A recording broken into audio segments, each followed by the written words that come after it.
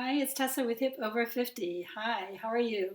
So I was thinking, you've heard of a bucket list, right? Everybody's got their bucket list, things that they want to tick off or check off, as they say here, tick the box. That's a big expression here in England about ticking the boxes. So, what is a bucket list and why do we need one or do we need one? Because I'm going to come up with a radical idea here that we don't really need a bucket list. I think a bucket list was born out of people's desire to always be doing, to always be checking things off a list, or to always be seen to be achieving, or seen to be, I've been here, I've been there, I've been there, I've been there. I mean, I've heard it a lot from folks, especially now that I live in basically Europe, Great Britain, United Kingdom, where people do travel a lot. I mean, they have a lot of vacation days, a lot more than we did in the US, for example. And so they have time to travel. And I hear people, oh, I've been here, I've been there, I've been here. But now, don't get me wrong, travel is fabulous. I love to travel. I love to go new places. And I love the sense of flow you get when you're traveling and you're in a new place. And you're like, wow, look at that, or look at that. Let's try this. Of course, travel is wonderful. But I don't like the idea of a bucket list because I don't think we should be checking things off. I don't think we should just say, oh, I want to go there, so I'm going to go there. And then I can say, I've been to Alaska, I've been on a cruise, I've been, to Antarctica, or I've been to this particular Greek island. It's not important. What's important is the experiences that you have. It's not important to check things off a list. It's not important to say, I've got to do X number of things before I die. It's not important to say, I've got to challenge myself to do this, this, and this.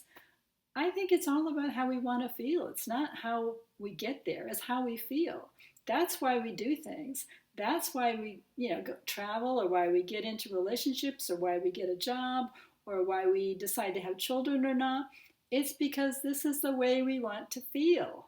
It has nothing to do with the external things in our life. It's all about how they make us feel. So you can't tell me that you're going to feel better having ticked the box to go to Machu Picchu. I'm sorry, but that's like saying I got a brand new Range Rover. Boom. Hey, great. But what does that mean? Does that make you feel better? Is that car going to make you feel better?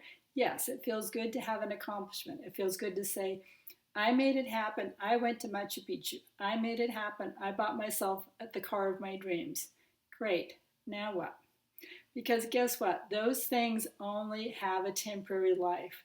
Those feelings about going somewhere, doing something, ticking a box, checking a box, getting something done on your bucket list has a temporary life.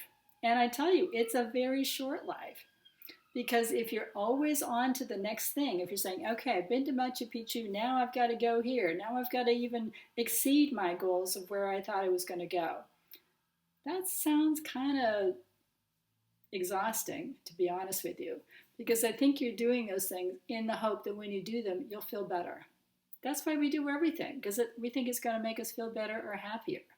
It is literally why we do everything. So I think you can get those feelings of being happier and feeling fulfilled any way you want. You do not have to tick a bucket list. You do not have to set yourself a goal of 50 things to do before you die. I think that is bullshit, because I think you can be just as happy and fulfilled doing things that matter to you and learning as you go what those things are, what things are important to you. Maybe your real goal is to have a fabulous, loving relationship with your children. How much better a goal is that than saying, I'm going to go to Machu Picchu? I mean, I'm not putting down travel, because I think travel is awesome. I think I really do. It's a mind blowing experience. It really changes you. But then I've also seen people, I'm sorry, my ex in laws, that went on these cruises and traveled, once they retired, and they would come back and they would still be the same people. It was like, oh, we need to do that, so we did it. We need to do that, so we'll do it.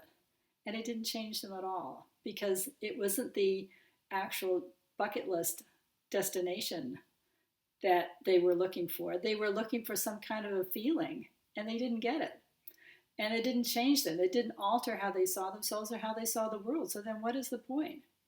I say, forget your bucket list. Find experiences that will make you feel good. whatever it happens to be.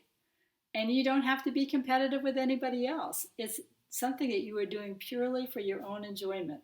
So that's my take on the bucket list. Let me know what you think about that. I'd love to hear your comments and your suggestions for future videos in the comments box below. That's all for now. Bye.